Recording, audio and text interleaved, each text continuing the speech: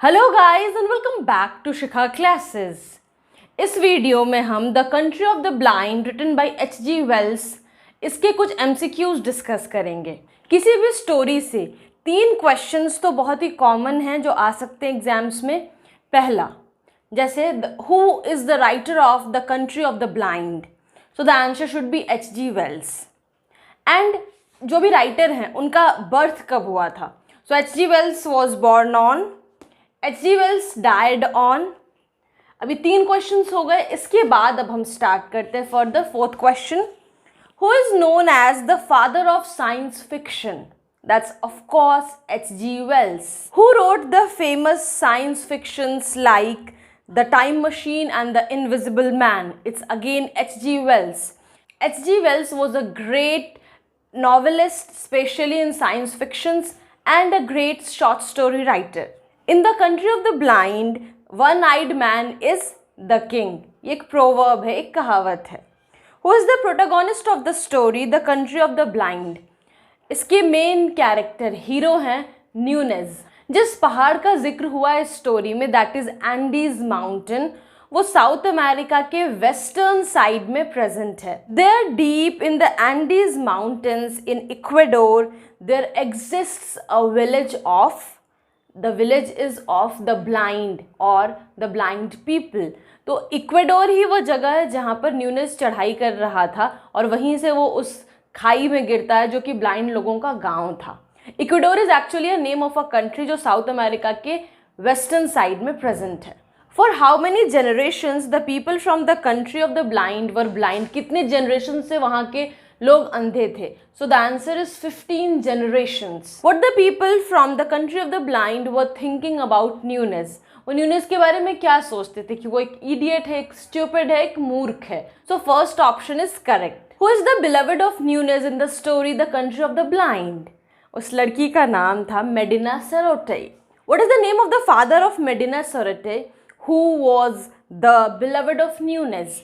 That was Yacob. उसी के यहाँ पे न्यूनेज को एज अ सर्वेंट रखा जाता है और उसी की बेटी से न्यूनेज को प्यार हो जाता है, यकोब। दुनिया के किस कोने में उन अंधों का गांव सिचुएटेड था? It was in the Andes mountains. Option D is correct. Why the Andes mountain valley was off from the rest of the world? The reason was earthquake. भूकंप आने की वजह से वो गांव और बाकी के जो लोकेलिटी है उनके बीच एक बहुत बड़ा पत्थर गिर जाता है और वो बाकी की कम्युनिटी से, बाकी की दुनिया से अलग हो जाता है। The correct answer is due to earthquake. Who was Nunez? Nunez was actually a mountaineer. After falling, where Nunez found himself in the end? Last में वो खुद को कहाँ पाता है? He finds himself in the village of the blind, in the country of the blind. न्यूनेज किस जगह से था? न्यूनेज was from बोगोटा, कोलंबिया। देश का नाम है कोलंबिया और जगह का नाम है Bogota.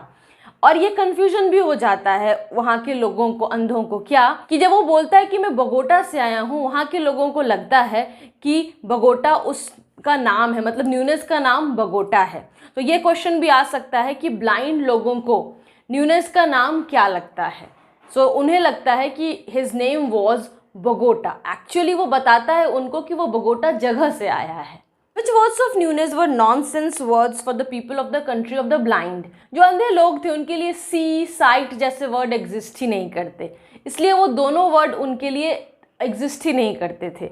So the answer should be C, means sight और सी दोनों ही सही जवाब है, इसलिए बोथ ए एंड बी।